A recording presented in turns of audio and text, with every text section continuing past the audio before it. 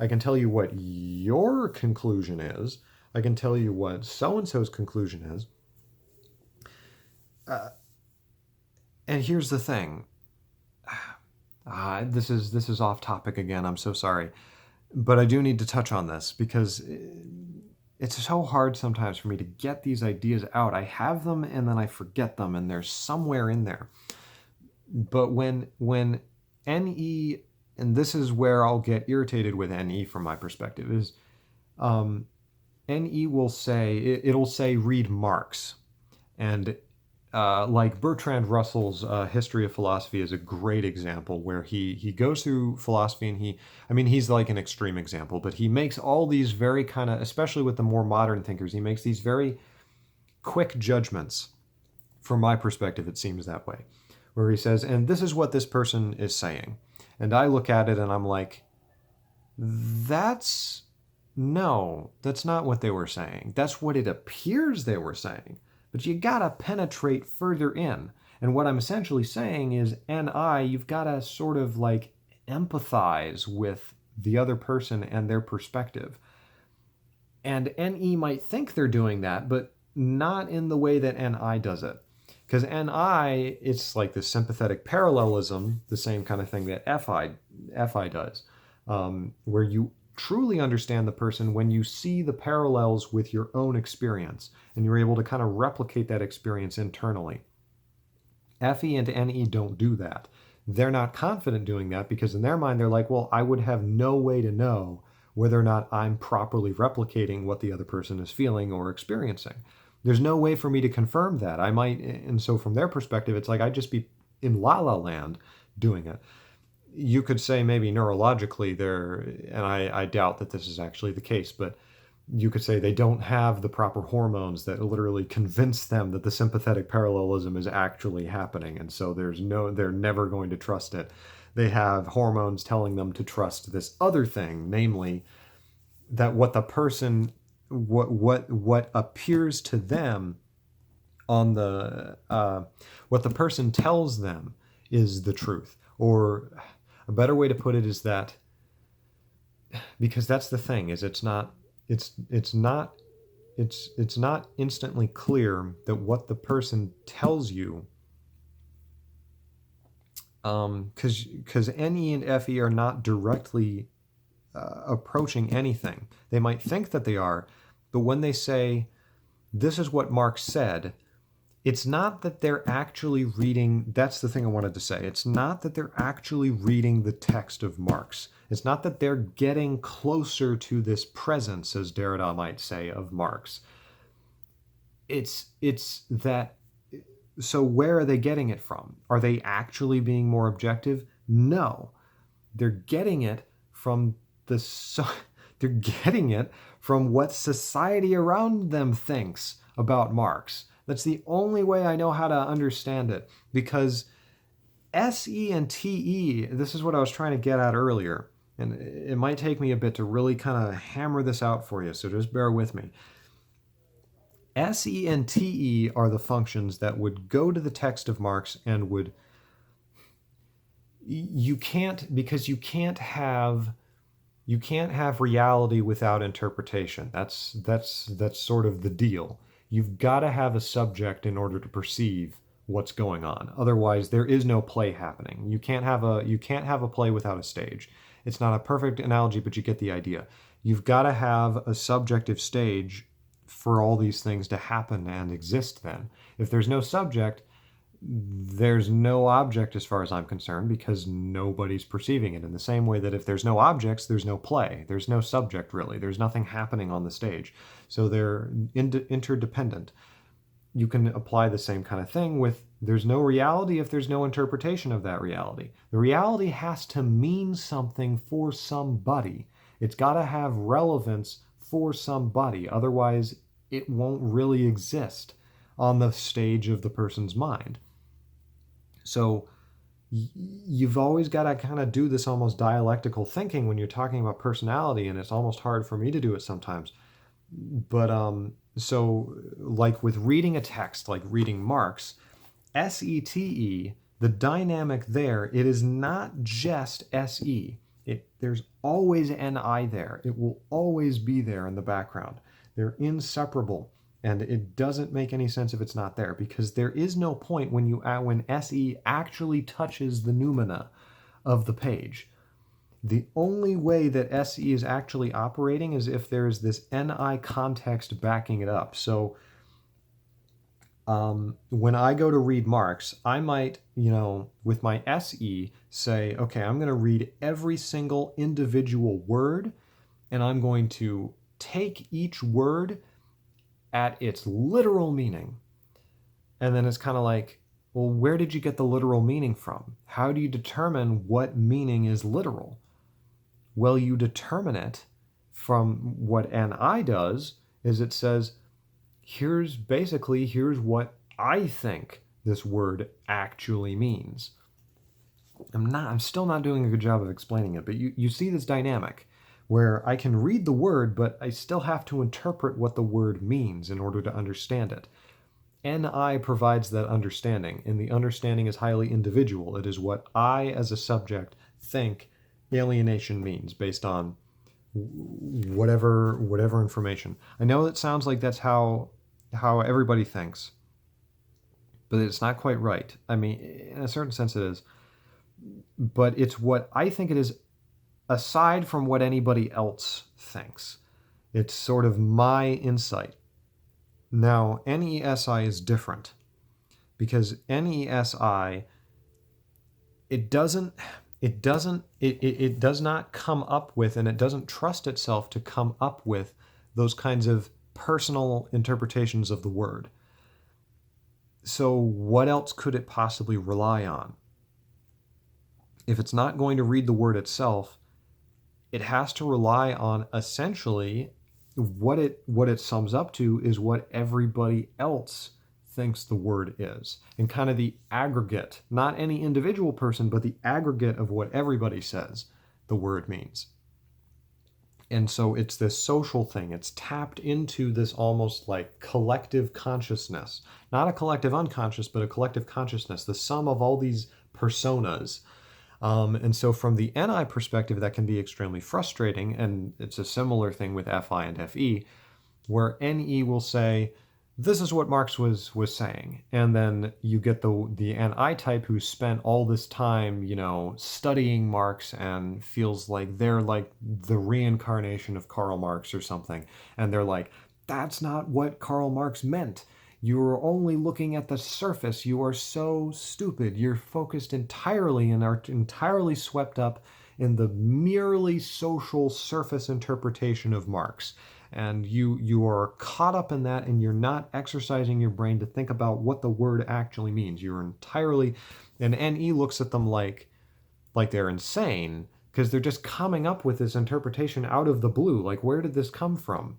Like, what are you basing this on? And they're like, I'm basing it on my own looking at the text. And NE is like, but you're a subject, So you kind of, hopefully you're starting to see where I'm trying to get with this.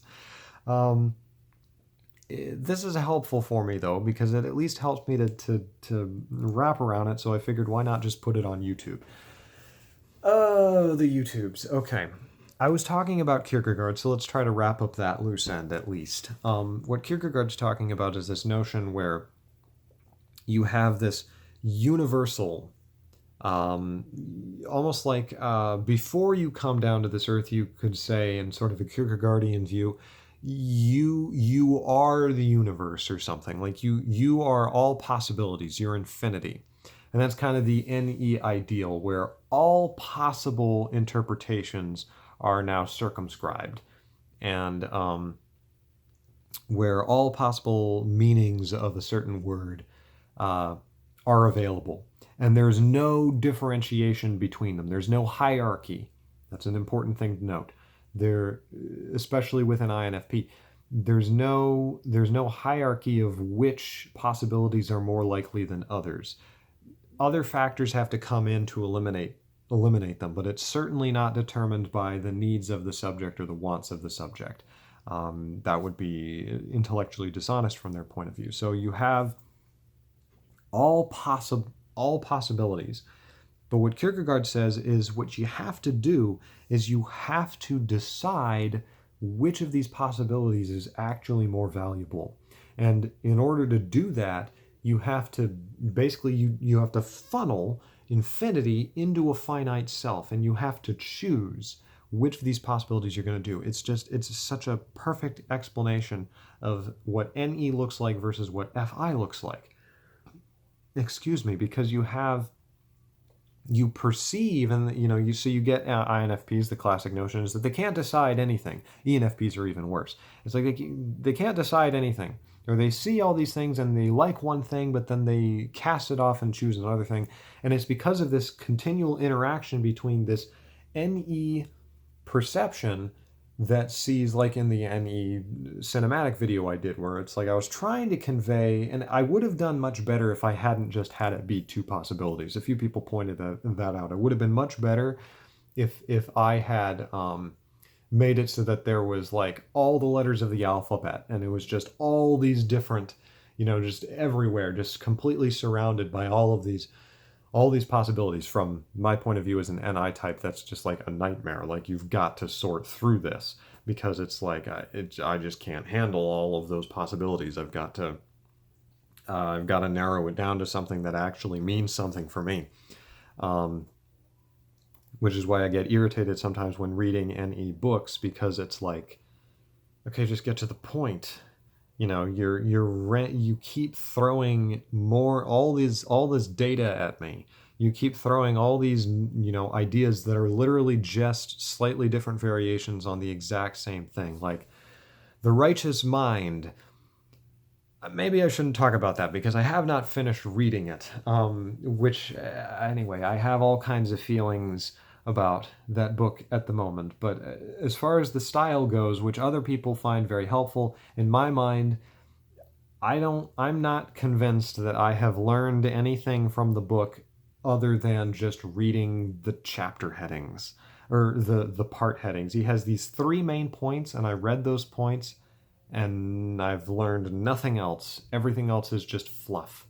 It's like, in my mind, and it's because it's like I'm just filling in all the gaps. It's like you told me the thing and I instantly just filled in all the gaps.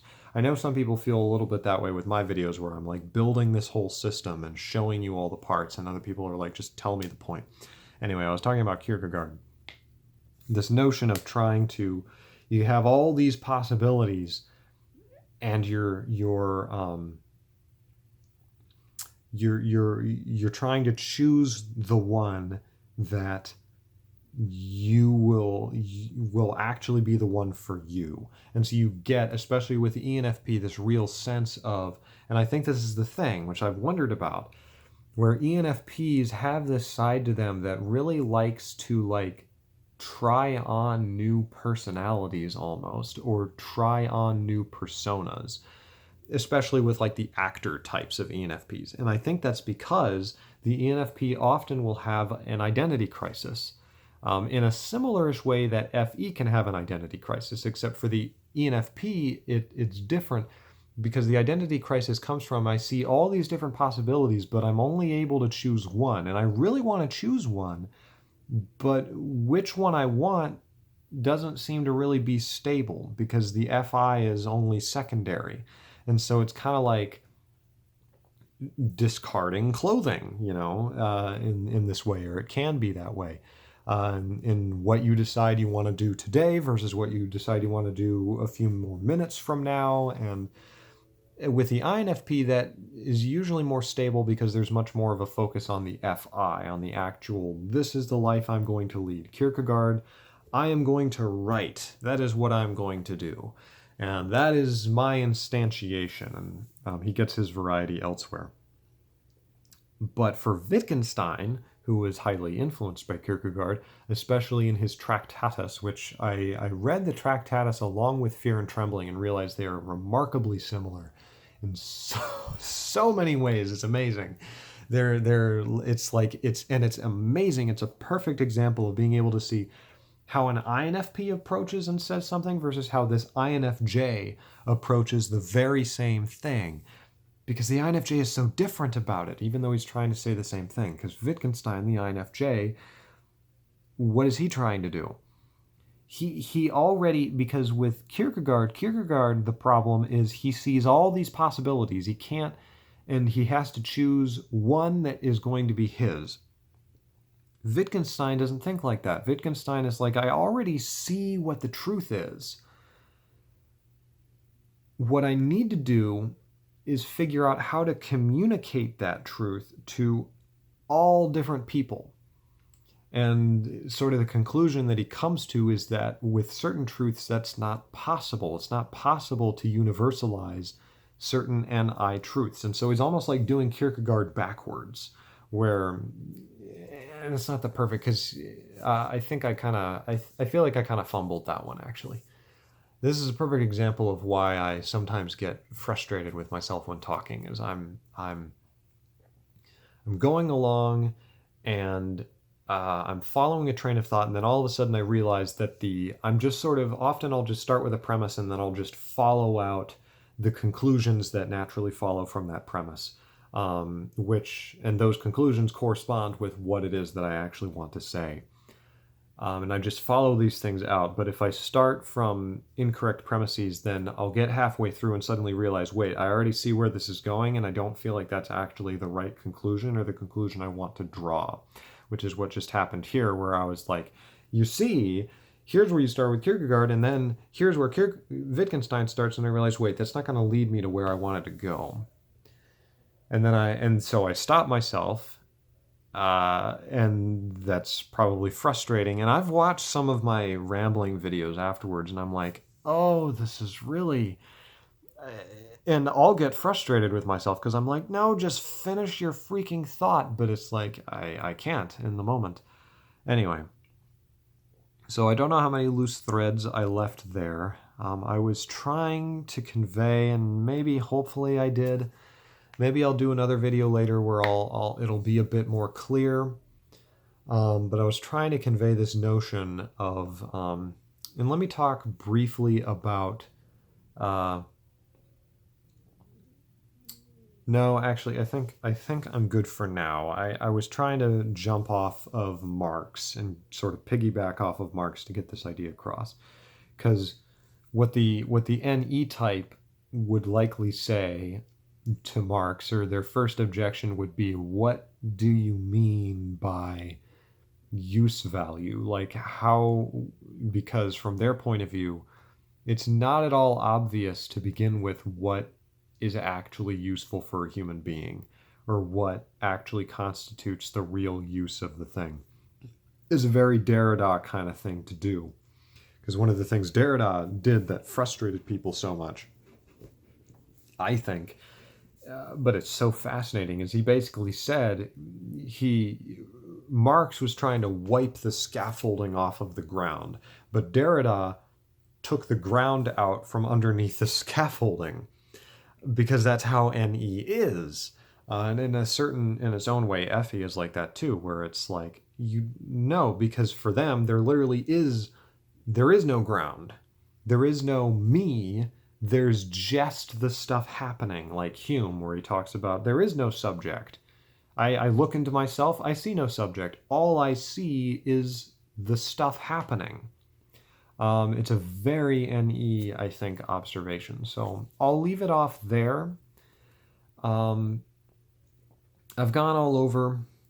I don't know what I'm even going to title this video, but because what I wanted to make the point, and I don't know if I have, so I'm going to try one more time really quick, is NE is a social function because, unlike SE and TE, which rely on, they're sort of antisocial, they rely on just the individual's perspective, NE relies on everybody else's perspective. In sort of an aggregate fashion, not at all in a yes man way, but in a I'm not trusting my own point of view kind of way. And they don't always realize just how enslaved or highly determined they are by conventionality. That's probably the best way to say it. That is what I have noticed that has bothered me about NE.